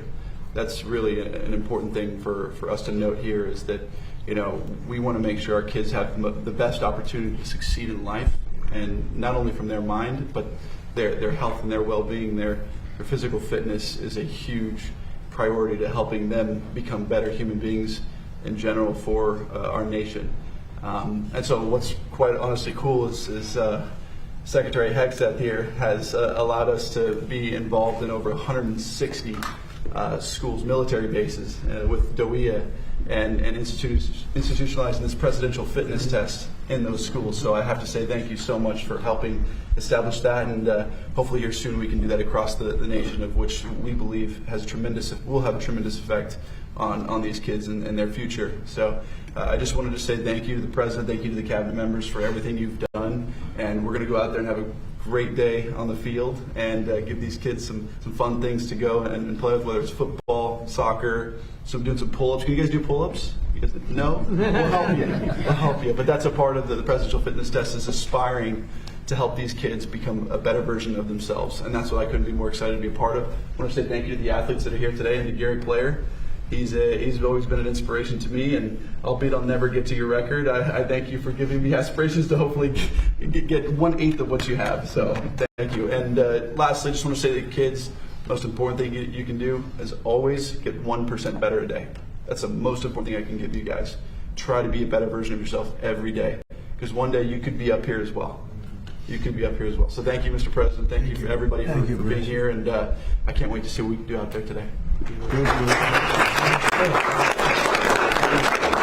Thank you, Bryson. And this is really for Bryson, because he's worked so hard on this. He really put it together. He's got the best athletes in the world. I think it's actually 41 or 42. And all top people, all big names, top people, and they all want to do it. And Bryson, I was given a little idea by Bobby. He mentioned Camp David, and it's a special place. And I think we should have our next meeting, the full meeting at Camp David. Okay? Sounds great. So it's like a very special place. Amazing. So we'll do that. I'd love to have Gary say a few words. He's won 168 tournaments. Think of it. That means he won every weekend. I say, well, when did you not win? It's a record, I think, that will never be broken. And he won 18 majors, 9 senior and 9 regular, and many other things. And he is a very special guy. And, if you think about the power of positive thinking, I don't know if Gary has the time, but he is the youngest winner of the British Open, what they call now the Open Championship. And he won it when he was 23, I think, Gary, right? 23. If you want, you could tell that story, because these are all people that love sports and they love golf. But the way you asked, you'd like to practice. My name's Gary Player, and from South Africa. You're not giving me the time to practice. I must practice on this course. And the people thought, who is this? He said, you don't understand. I'm going to win this tournament. They never heard of him. He came out of South Africa. He was winning everything. He won the South African Open like 14 times or something. It's incredible. But if you want to tell that story, I think it's a fabulous story. But as a man with a powerful, it's really the power of positive thinking. Go ahead, Gary. Well, Mr. President, first of all, thank you very much for having us and hosting this today. I've been around almost every president for the last 65 years. And I've never seen a president that loves this country as much. They all did, and they all did great works. But I've never seen a president that loves the country as much as you do. And I say thank you, because I've traveled more miles than any human being before without being repetitive. And I've never seen a country like this. The freedom that exists, which is so important to all of us. And you know, sport can change the world. It can give people a chance that don't have any hope. It can give them hope, as we've seen. Many people with little education have become world champions. Only in America have you got that opportunity. And the other thing is, to Mr. Kennedy, who I have utmost respect for. You know, my great dream now, I'm finished with tournament golf. My great dream is for the youth of America. The youth of a nation are the trustees of posterity. These are the people that are going to be the future champions. And when I talk, I always talk about the importance of fitness. It's so important. Please, can we bring it back in the schools? And as Senator Kennedy has so aptly said, to eat properly. This is so important, what you put in your body.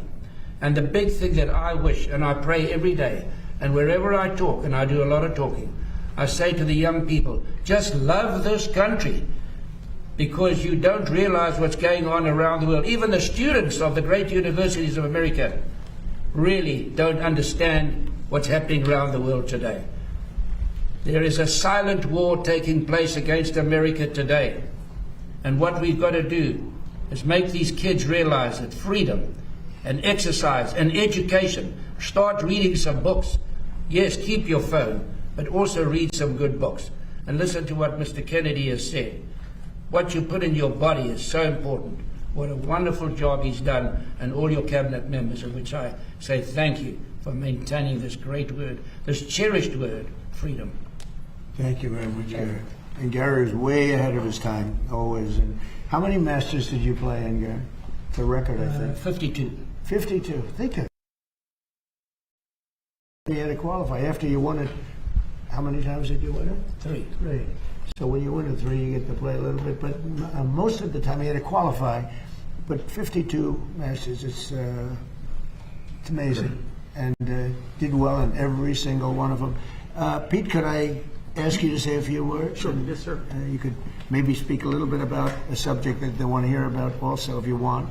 But just say a few words. If you Absolutely, sir. Well, fitness, standards, competition, that's what we're all about at the War Department. So bringing those things to education is something I remember as a kid. I mean, the Presidential Physical Fitness Award was the pinnacle event at Forest Lake Elementary School every year, and I wanted to be the best. And I wasn't, but I worked my tail off every year to try to get there. Pull-ups, push-ups. I couldn't do the V-sit and reach. I could never beat that one. But I remember it because it was something my country clearly elevated as important. We should be in shape. We should compete. And there's winners and there's losers. That we need to infuse into our young people. And obviously it takes young people to run a military. And as the Secretary pointed out, almost 3/4 of American young people do not qualify for military service, and a lot of that has to do with their physical fitness. So we're proud at the War Department to put this first into Department of War education activity. Our schools, 161 of them, across 30 installations. It's going to be mandatory for the young kids of those service members who use those schools, and we hope that's a pilot for all of American education. We hope the rest of America follows.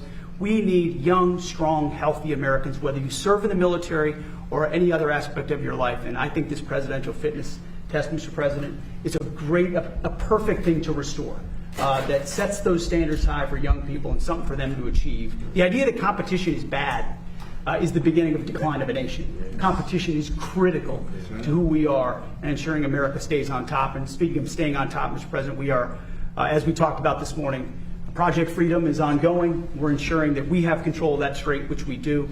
And ultimately, Iran has a choice to make, and they know we're in the strong position. We hope they make a wise choice, and nobody better to make that deal, Mr. President, than you. Thank you very much. Thanks. Doing a great job. A man who's in you talk about athletes. This is a very serious athlete. Happens to be in charge of a little thing called housing. Yes, sir. Say a few words. Yes, sir. Thank you, Mr. President, and thank you to all the great athletes and ambassadors that are here, and to the kids that are here. You know, that word competition, I made a living competing, you know, and being in the top physical fitness that I could be in playing in the National Football League. And one thing I want to remind the kids and really our country is competition brings out the best in us, be it in sport, be it in business, be it in education. And you always want to be the best you can be, as Bryson said, every single day getting better. And I'm grateful that I had an opportunity to play in the National Football League, but it taught me how to be a good teammate. It taught me how to be humble in victory and to be steadfast, you know, in defeat, as all these great athletes know. And Mr. President, thank you for just your leadership in our country, but also for this important issue of having physically healthy children and a physically healthy nation. And Bobby, thank you for reminding us of your uncle and your father, of how important it is for us to be, to look at the man holistically, spiritually, morally, physically, mentally. And I think America historically has been the leader in all of those areas, but we are at a critical function in our nation. And so I would encourage everyone, this transcends politics. You know, physical fitness is good for every man and woman and child in the United States of America. So, Mr. President, I'm committed to this. I've seen the benefits of it in my own personal life. My family and my cabinet colleagues are 100% behind this. And so I would encourage all the young people of America, parents, teachers, educators, to take inventory and hear what these leaders are saying about the national security of our country, and make sure that we're encouraging our young people to get out, get your hands dirty, get your knees going, get on the monkey bars, start running and jumping and playing together. Because if you're a good teammate, the stronger team we are, the stronger country we are. So thank you, sir. Well, thank you. I have to just say we have a star named Linda McMahon, and she's made a tremendous amount of money on sports. At sport, they are great athletes, in my opinion. WWE, her great husband. What they built is incredible. They sold it for a fortune. Billions and billions of dollars. You made more than Bryson and Gary. If you add it up, would you say a few words? And she's one of our greats. She is a phenomenal person. Go ahead. Well, that intro is a hard act to follow. But I think what we've talked a lot about fitness, and I think that's incredibly important because that's what all this is about. But you know, the Greeks had an axiom: sound mind and a sound body. So as Secretary of Education, clearly, I want all of our schools to be able to adopt, you know, these programs. We don't control curriculum from the Department of Education, but I sincerely hope the emphasis that is being refocused on kids and being fit and being able to compete. That's what you've said, Pete. All of us are saying the same thing, but let's not forget, it's about also a sound mind and a sound body. In order to have a sound mind, you do have to eat well, you do have to exercise, you do have to train, and you do have to be fit to do that. And if we all are, we are the best of who we can be. So I encourage all of you to enjoy playing and competing and being good sports, you know, while you're doing, but don't forget you're studying all of your academics because it is all part of the total package. Thank you, Linda. Great job. Appreciate it. So we have a couple of other guys. If you guys wanted to say anything, or we'll just take some questions. And if you'd like, you could ask the big guy, how fast did he throw it? He threw it very fast. It was very scary. Scary. You want to say something? I guess I'll just reiterate the thanks, Mr. President. Thank you, the cabinet members, for this opportunity to be here. Thank you, Bryson, to allow me to be in this elite company of people. It's a pleasure to meet all you guys. And let me look at you. You're the embodiment of the physical fitness test. So you got to get you on the seriously good physical fitness. And Coach, you've done great at Florida. Thank you very much. No, incredible honor to be here. This is something that I'm passionate about, and I think it's imperative that we're doing this for our youth right now. Through experience, my wife and I have two young kids, 9 and 7. They're very active, very athletic, but I can see some of their classmates and some of their teammates, you know, staring at screens all day. And again, as I said, it's really important that we do this now. And not only will I think this will improve the overall physical health of our young people, but I think it will also help the mental health of our young people as well. And just in case you don't know, he is a coach who just came to a team and just took it right from the beginning here. Just Unbelievable job you've done. Thank you very much. You're a very rich guy. She'll pay a minute. I want to represent him. He comes in and just don't win. Congratulations. Who's going to win in hockey? It's a tough one. Colorado's a favorite. I like Minnesota, though. All right, we're going to watch, okay? Yeah, it'll be We're good. going to watch. Great job. Thank you. Great job you've done. Thank you. And we're going to go outside. Did you want to ask a few questions of any of the people here? Please. Can I ask you about Iran, Mr. President? Yes. They've fired at U.S. ships several times in the last 24 hours. What do they need to do to violate the ceasefire? Well, you'll find out because I'll let you know. They know what to do and they know what to do. They know what not to do, more importantly, actually. And, they fired them in little boats with pea shooters, the pea shooters, little boat with little, why? Because they don't have any boats anymore. The Navy is comprised of, they call them little boats, right? Boats or little boats. And they're fast, yeah. They're so fast that they had 8 of them and they're all gone. And they're fast, but they're not fast like a missile. A missile is slightly faster. They're all gone, so they're looking around for little boats to try and compete with our great Navy. We have a Navy that's unbelievable. We set up a blockade, as you know very well. Not one ship.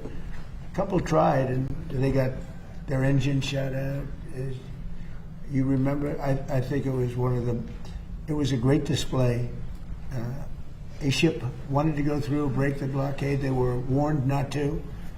And then they were warned again by a young Annapolis captain of the ship with a great look, central casting. These people are central casting, I'll tell you. And he said, don't do it. Then he said, evacuate your engine room with this unbelievable loudspeaker that goes over water. He said, you have 10 seconds. And then from 4 miles with one bullet, it went right into the engine. And Gary, the ship stopped very quickly. They hit the engine with one shot. It wasn't a missile. They don't want to waste a missile on it. It's too easy. And we had another one at 2000, one of the biggest ships in the world. They were warned, and he said, go back now, go back right now. You will be shot at within 10 seconds. Yes, yes, I am going back to Iran. I am going back. And that was the end of that, right? He went. It took them 10 miles to turn. The ship was so big, but they respect us. They didn't used to respect us, but they respect us more than we've ever been respected.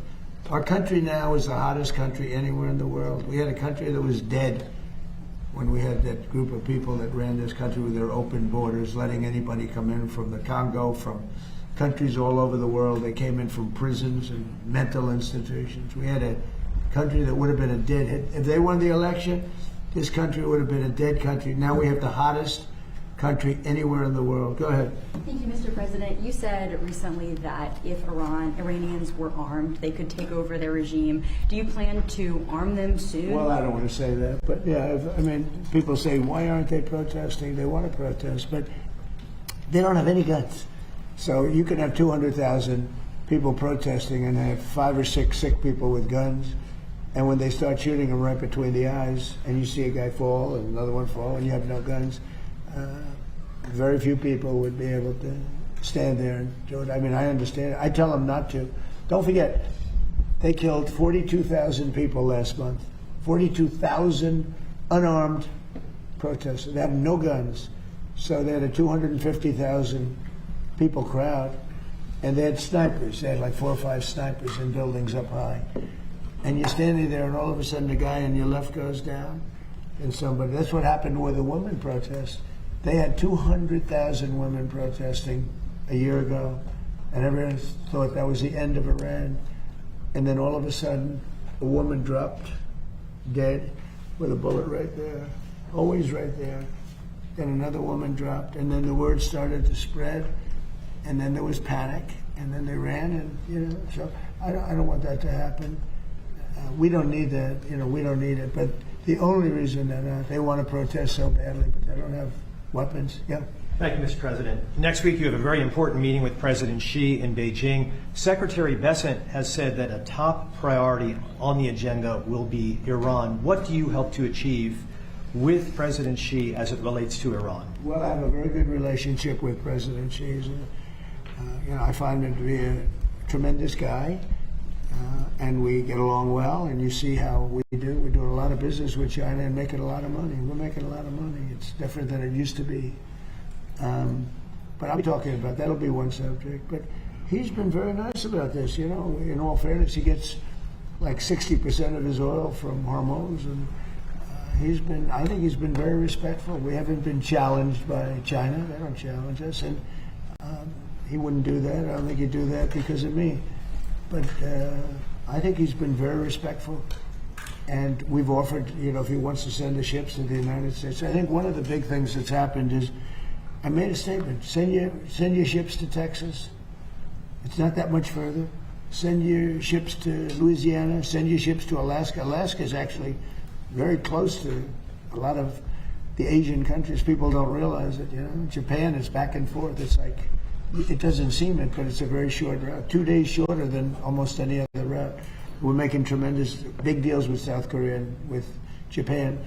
But I said, send your ships. All of a sudden, I don't know if you saw the graph today. This is Space Force, which I created.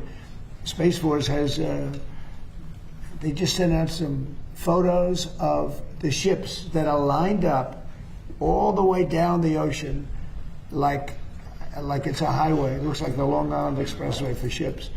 And they're all heading to Texas, Louisiana. We've made up this, and that's why when I decided that I have to do this for the good of the world, not just the United States, in a way, we would have been in less trouble than a lot of other places. Certainly the Middle East would have been blown up. There wouldn't be a Middle East anymore. They would have taken over the Middle East. Now they're trying to survive, and they won't be successful unless they make a deal. Oh, if they don't make a deal, they won't be successful. It'll go very quickly and methodically. Believe me, it'll be very easy. But we have so many alternatives. It's amazing. And nobody knew this, because as an example, Japan got 90% of their oil, most of their energy, but most of their oil from the Hormuz Strait. South Korea got 43% of it. By the way, their ship was shot at. They were not in the cavalcade of ships. They decided to go it alone, and their ship got the hell knocked out of it yesterday. But they didn't shoot the ships that were guarded by us, I'll tell you that. We knocked down a lot of missiles. So what happens is that we have a situation where we have total control. As you know, the blockade's been amazing. It's like a piece of steel. Nobody's going to challenge the blockade. And I think it's working out very well. We're going to see. I can say this. Iran wants to make a deal. What I don't like about Iran is they'll talk to me with such great respect, and then they'll go on television, they'll say, we did not speak to the president. We did not. I just spoke to, we did not speak to the president. So they play games, but let me just tell you, they want to make a deal. And who wouldn't? When your military is totally gone, we could do anything we want to them. Who wouldn't? Please. On the filibuster, Mr. President, you've posted a lot about wanting to eliminate the filibuster. It hasn't happened. Are you disappointed in Leader Thune? Yeah, no, I'm disappointed. I like John a lot, but he has a couple of Republicans that are foolish people. A couple of them I like, a couple of them I can't stand, actually, if you want to know the truth. Although I am, according to CNN, 100% approval within the Republican Party. That's better than your record, Gary. I'm at 100% approval. Did you see the CNN poll? Nobody talks about it. CNN, I think the people that did that poll probably got fired. But within the Republican Party and MAGA, which is basically 100% of the party, I think, but 100%. No, I think that you're going to see some very interesting things. The filibuster, if you had it, we should have the Save America Act. We should have voter identification, voter ID. We should have proof of citizenship. We should have mail-in voting for the military and people that need it, but not for everybody. Because anytime you have mail-in voting, they're going to cheat. And they cheat like dogs. And they have to cheat. In all fairness to the Democrats, when you have men and women sports, when you have open borders, when you have transgender mutilization, don't listen to this, kids, of your children, transgender mutilization of your children for everyone. When you have policies like that, you have to cheat. It's the only way they can win. And we shouldn't allow them to cheat. And we should terminate the filibuster. because if they get the chance, they'll do it in the first hour back. Yeah, Mr. President, thank you. When Iran is seeing 50% inflation, they've moved money from their sovereign Their wealth. economy is crashing. Would you allow their financial system then to fail? Well, I guess so, because we're making it fail, right? Is that what it takes? I hope it fails. Is that what it takes? You know why? Because I want to win. No, it takes getting pounded on by the military, I think, for more. But in addition to that, it is failing. You know, we have sanctions on them, tremendous sanctions. Scott Bessent's done a great job. We have sanctions that nobody's ever seen before. No, they're failing. Their currency is worthless. Their inflation is probably 150%. The real number is 150%. They aren't paying their soldiers. They can't pay their soldiers. The money is worthless. No, they should do the smart thing, you know. They should do the smart thing, and because we don't want to go in and kill people, we really don't. I don't want to. It's too tough. Great people. I know the people. I have so many Iranian friends from New York and from other places over the years. They're great people. I don't want to kill them. Gas prices in the United States shooting incident yesterday. Is it possible that you can talk about that? Yeah, gas prices in the United States are $1.48 cents a gallon. You said they would come back down. Will Project They'll drop lower than they were before. Will Project Freedom, escorting those ships, make that happen? Well, it will, because so people don't realize some of these tankers hold 2 million barrels. One of them holds 4. I think it's the largest one in the world. That sucker is big. I've never seen anything like it. A ship. It's bigger than aircraft carriers. And yeah, it has a big impact. It's so much. You know, there are like 400 ships in there. 400. That in itself. Now, the best is when it ends and just neutralizes.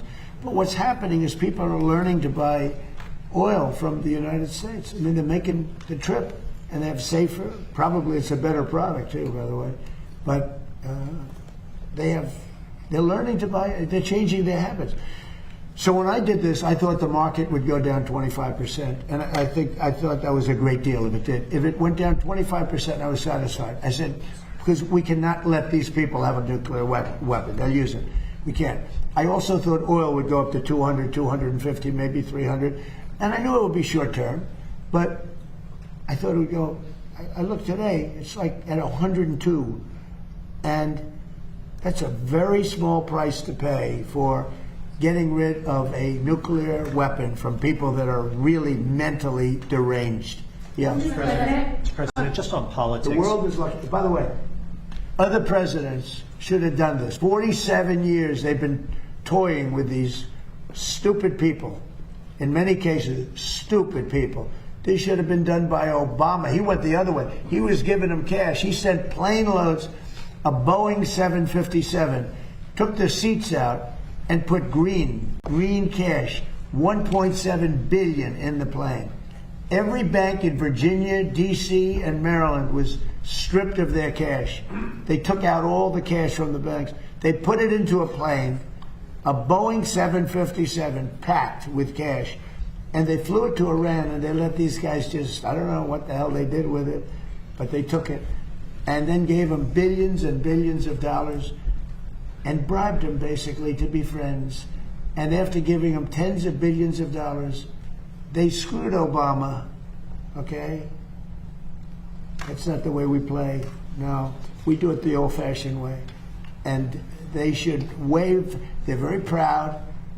Maybe you won't see a white flag, but essentially that's already what they're. They should wave the white flag of surrender. In hockey, they say uncle, right? When are they gonna cry uncle? But and they have another expression. If this were a fight, they would stop it. But you know, we have to go out and we have to do it, and it's very sad. It's very sad to see. Even shooting those boats, they've got 3-4 guys. They got a little machine gun in front. They're shooting at one of our ships that's meant for it. It bounces. They don't even know they're being shot at. And then they take it out with an Apache helicopter in about 2 seconds. They go, Apache ship, northwest 10 degrees. Turns around, boom. I don't like that, you know? You lose people. All these people, it's so unnecessary. It's so unnecessary. One thing we have the greatest military in the world. I built it because I built it in my first term. I didn't think I'd be using it at least so much in my second term. But we have the greatest military, the best equipment in the world. We had 111 missiles shot at one of our assets, one of the aircraft carriers, a week and a half ago, 2 weeks ago. Think of this, 111 sophisticated missiles shot at one of our aircraft carriers. And every single one of those missiles was shot down with no problem whatsoever. If you would have said that 10 years ago, 5 years ago, it would have been an impossibility. You would have had to take those shots. Every single missile was laying in the water far away. I mean, they weren't even upset. And they're the coolest people. If you ever see them, you know, Pete, when they do the missile, right? They say, missile coming, and these guys go, it's like almost like, they're very smart. These are extremely smart people. They go to very good schools, but they shot down, who would think they're like a needle in a haystack. 111 missiles shot. 111 missiles were knocked down into the water. Didn't even get close to the aircraft carrier. No, nobody has a military like us. Okay, a couple of more, and then I want to go out and watch these great athletes. I'm not talking about him and him and him. I'm talking about these kids, because I think you're going to be far better as an athlete than anybody behind you, okay? Do you agree? I think you're going to be a better athlete. What sport do you play? I play football. Oh, there you go. Do you think you're going to be better than him? You'll be faster. You're going to be so much faster than him. He's going to be like lightning. He was known for his speed, by the way. I don't know. I think pretty good. What sport do you play? I don't play sport because my mom didn't sign me up, but I'm trying to play gymnastics. Gymnastics? That's a good sport. It's a great sport. What do you play? I do dance, but I also do volleyball. Hey, you're nice and tall to be a volleyball player. Amazing. What about you? Look at this guy, he's a big guy. Me, I'm doing football right now, and next year I'm going to be trying to do powerlifting. Oh, whoa. Yes, All right, let's go. Whoa. That's awesome. And you'll never compete against women in powerlifting. No, sir. Did you see that they had a man powerlifter, and he decided to go the opposite direction? He took a record, stood for 18 years. He beat it by 119 pounds. Okay? They put the little quarter of an ounce. For 18 years it stood. This guy came, he was a failed powerlifter. But he went on the other side and he decided that he wanted to go into women's sports, and he broke the record by 118 pounds. Think that's fair? So I don't think we'll have to worry about you. Yes, sir. You're going to do good. Are you a strong person? Yes, sir. Good. You think you can take me in a fight? I think you could. Hey, that would be embarrassing. How about you? What sport do you play? I play volleyball, and in the summer I'm trying to get into soccer. Wow. And with your height, do you smash the ball, the volleyball? Do you get up high? Can you jump high? Not very. Soccer might be better. I'm just looking. I think she'd be a great soccer player. That's good. Good luck, okay? What about you? Hockey and golf. Well, and you know that guy, right? Yes. You know that guy. Do you think you could be as good as him someday? Not easy. Better. Won't be better. And you play golf? This young man today, of all the young men I've met, he had the best manners possible. He was a smile. I said, how are you? He looked me in the eye and said, fine, thank you, sir. How are you? Not just good. Are you a good golfer? Yes. So what's your handicap? Do you have a handicap? 15. So this man is 90 years old. Do you think you could beat him? I'm betting on Gary. I'm betting on Gary. You will. Hey, you know what else? And he doesn't choke. That's a big deal. You know, a lot of guys can play, but the flag goes up and bad things happen. And I think being in good shape helps you in that respect too, Gary. Right? You see, if it wasn't a cherished table, this is very historic. I could get on this table and do 50 push-ups like that. Most people can't do that, even when they're going in the army, right? Yes. So you've got to keep in shape. Yes, sir. And you tell everybody how you love this country. Yes. Okay? Good. Good way to end. So we're going to go out. We're going to say hello to the athletes. We have young and great athletes. We also have some big superstars out there waiting for us. And thank you very much. And Bryson, thank you very much. You really took this and brought it to a level. It's true. Biden and President Obama decided that it wasn't important, and they're so wrong. Thank you very much, everybody. Thank you, Press.